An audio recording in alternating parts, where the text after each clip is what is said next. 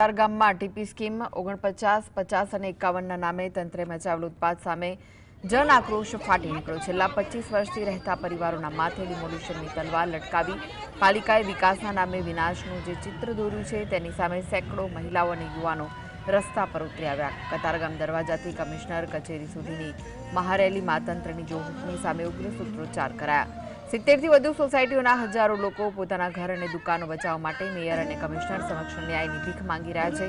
શું વર્ષોથી વસેલા પરિવારોના ઘર તોડીને જ કાગળ પરની આ ટીપી સ્કીમો સાકાર થશે એવો વેધક સવાલ આજે આખા કતારગામમાં ગૂંજી રહ્યો છે।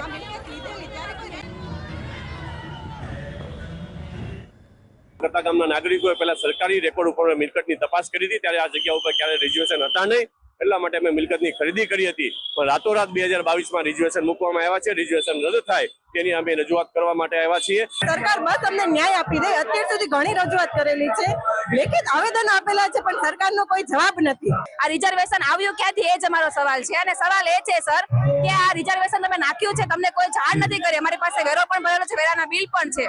સરકાર એટલા બધા વિકાસના કામ કરી રહી છે, લોકોને આવાસ આપી રહી છે, તમારા જે હકનું ઘર છે ને એ અમને આપી દે, બીજું અમારે કાંઈ જોઈતું નથી। સ્થાનિક લેવલે ધારાસભ્ય, કોર્પોરેટર, ઝોન, મેયરશ્રીને 3 વર્ષથી અમારી લડત ચાલુ છે।